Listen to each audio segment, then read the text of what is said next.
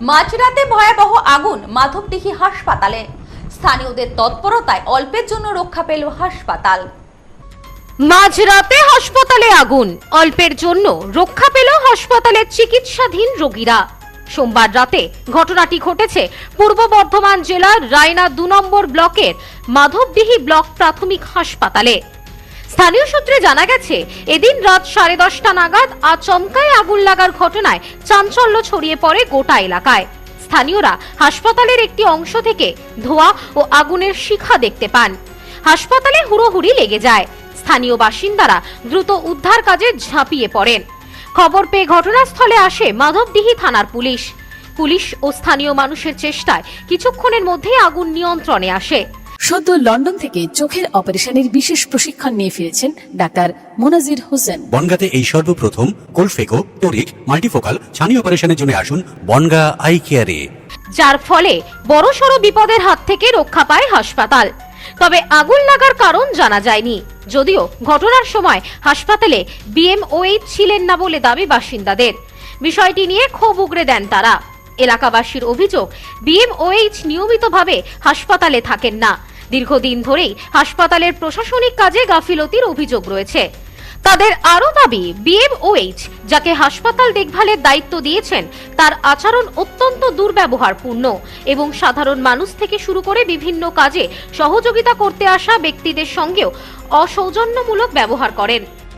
হসপিটালের রাত্রে near about কটা বাজবে তখন? 11টা, 10:50, 11টা এইরকম সময় হঠাৎ করে আমরা শুনতে পাই যে হসপিটালের মধ্যে অগ্নিদগ্ধ অবস্থা পরিস্থিতি তৈরি হয়ে গেছে।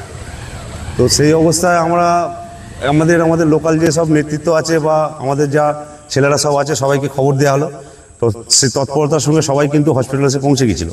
পৌঁছে যাওয়ার পর আমাদের তৎপরতায় সেই অগ্নিদগ্ধ পরিস্থিতিকে আমরা নিয়ন্ত্রণে এনেছি। আনার পর আমাদের এমন একটা অপদার্থ বিএমএইচ আছে যে এমন একটা ব্যক্তিকে নির্ধারণ করে রেখেছেন, সে ওই অগ্নিদগ্ধ অবস্থা পরিস্থিতি থেকে নিয়ন্ত্রণ না আনার ব্যবস্থা না করে ও আমাদের উপর যারা কাজ করছিল তাদের উপর চড়াও হয়। এবং যে সাংবাদিক ছিল, সাংবাদিক এটা ব্রাইট নয়, এমনি যে রিপোর্টটাকে খবর করার জন্য তার উপর চড়াও হয়ে গেছিল। তার জন্য আমরা খুবই ক্ষুব্ধ এবং আমরা এই বিএমএইচ এর উপরে আমরা একটু ক্ষুব্ধই আছি। স্থানীয় বিজেপি নেতা প্রভাস ক্ষেত্রপাল বলেন, আগুন লাগার খবর পেয়ে দ্রুত হাসপাতালে ছুটে আসি।